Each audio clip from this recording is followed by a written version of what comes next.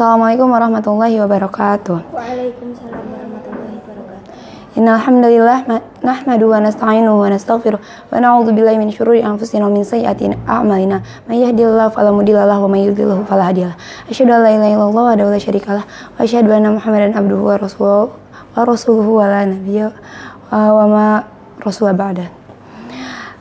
Alhamdulillah, pada kesempatan kali ini aku akan membagikan sedikit ilmu di pelajaran yang udah aku pelajarin gitu. Jadi kesempatan kali ini aku mau nyinggung tentang Palestina gitu. Jadi kita tinggal menghitung hari ya. Kita tinggal menghitung hari hampir setahun sejak pertama kali serangan genosid yang dilancarkan Israel kepada Palestina gitu. Dan lebih lagi serangan mereka yang sebelum-sebelumnya. Palestina itu udah diserang berpuluh-puluh tahun gitu, dan puncaknya itu setahun kemarin dan sampai sekarang masih berlanjut. Udah makan banyak ribuan korban gitu, dan mereka juga meninggal dengan mengenaskan, disiksa atau matinya secara tidak manusiawi kayak gitu. Dan ada juga saudara muslim kita yang di negara lain, contohnya Myanmar, saudara muslim Rohingya. Mereka di tahun ini mendapat pengusiran dari negaranya sendiri gitu. Dan ini tuh bukan kali pertama mereka diusir, mereka dapat penyiksaan. Tahun sebelum-sebelumnya pernah, dan tahun ini terjadi lagi. Dan mereka diusir dan mereka gak punya negara tempat tinggal gitu. Jadinya mereka terapung selama berhari-hari di lautan gitu. Dan juga ada saudara kita, saudara muslim di Uighur di Cina sana, mereka gak bisa beribadah dengan tenang. Mereka diganggu, ditindas, diperlakukan dengan biadab oleh oknum kafir gitu. Dan negara-negara tetangganya gitu sepertinya tidak terlihat akan membantu, atau kayaknya negara-negara tetangganya itu tutup mata, seakan-akan nggak tahu gitu, nggak turut membantu. Nah, adanya kenapa bisa terjadi kayak gitu. Karena sebagian besar negara di dunia ini tergabung dalam anggota PBB yang katanya organisasi penjaga dunia, penjaga keamanan dunia seperti itu. Dan di dalam salah satu aturan PBB ini yaitu tidak boleh ikut campur urusan negara satu dengan urusan negara yang lainnya gitu. Jadi negara yang lain itu nggak boleh ikut campur urusan negara lain kayak gitu. Dan saat ada konflik Palestina dan Israel ini diselesaikan katanya dengan cara berunding antara dua negara tadi, dan PBB ini menjadi wasitnya katanya gitu. Nah udah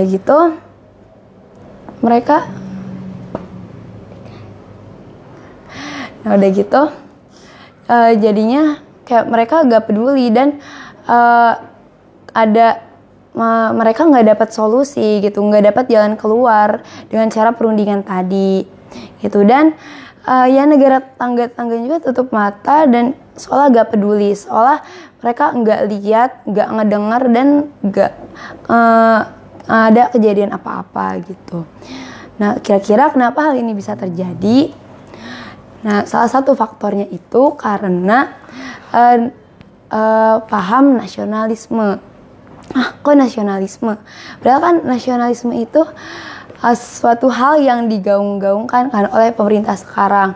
Kayak di kurikulum pembelajaran kita itu pakainya ide nasionalisme. Kalau ide nasionalis itu harus ditanamkan. Jadi kenapa nasionalisme itu bisa jadi salah satu faktornya? Jadi nasionalisme itu ternyata sangat merugikan umat muslim. Kenapa? Karena menurut KBBI sendiri gitu, nasionalisme itu artinya adalah paham kebangsaan, cinta tanah air, dan ya kebangsaan gitu. Dan ini berarti gitu kalau orang yang menganut paham itu pasti mereka itu hanya mementingkan memuji-muji bangsanya sendiri dan gak mementingkan bangsa lain, abai terhadap urusan bangsa lain. Dan sedangkan gitu kita umat muslim, kita itu saling terikat semuanya dalam ikatan akidah Islamiyah yang mewajibkan untuk menyambung tali silaturahmi atau peduli terhadap sama muslim. Kayak gitu. Tapi karena adanya nasionalisme ini, jadinya kita itu terpecah belah. Kayak gitu. Gak ada persatuan. Jadi umat muslim di negara A dan umat muslim di negara B itu beda gitu, seakan beda, padahal kita itu sama. Kita itu sama-sama orang muslim. Nah, udah gitu, kok bisa sih ada ide nasionalis? Jadi nasionalisme itu pertama kali ada saat berakhirnya Perang Dunia Pertama. Itu ketika negara-negara Barat itu melawan negara Daulah Khilafah gitu. Dan di sini umat Islam mulai melemah dan jadinya Barat yang menguasai. Nah, orang Barat ini mereka memecah-mecah bagian Daulah Khilafah yang awalnya tuh Daulah Khilafah yaitu kesatuan gitu, satu kesatuan, ini dipecah-pecah menjadi 53 negara. Nah, orang Barat ini katanya melabeli negara-negara yang dipecah-pecah itu sebagai kemerdekaan. Jadi negara Barat ini bilang ke bangsa-bangsa yang beda-beda itu kalau kamu ini merdeka gitu, kamu bebas kayak gitu. Padahal itu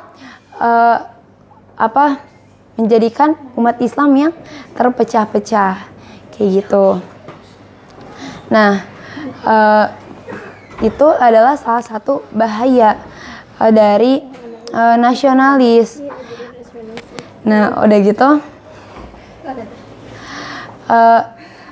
jadinya kita nggak bisa bersatu kalau ada serangan dari orang kafir gitu. Dan gimana nih solusinya terhadap kondisi kita yang saat ini gitu?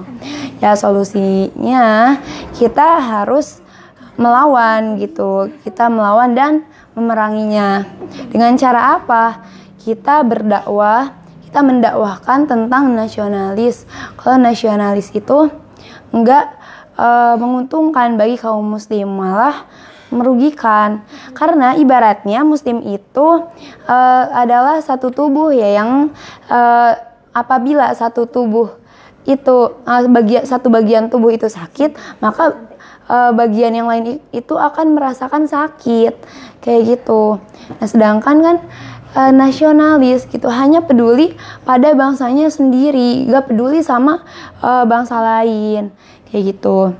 Nah, dan juga Islam itu mengharamkan adanya nasionalis. Nah, jadi setelah masyarakat kita paham akan bahayanya nasionalis, kita bisa sadar, masyarakat akan sadar dengan sendirinya bahwa kita butuhlah akan naungan Daulah Khilafah yang menyatukan seluruh umat muslim yang sekarang itu tersekat-sekat gitu. Dan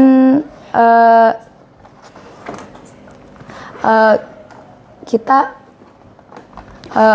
bisa bersatu akan dan maka dari itu nanti masyarakat Islam bisa kembali bangkit, bisa kembali lagi bersatu yang akan menyulitkan kaum kafir untuk menghancurkannya.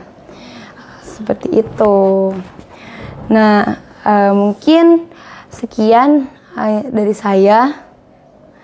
Jadi intinya nasionalis itu membahayakan kesatuan umat muslim.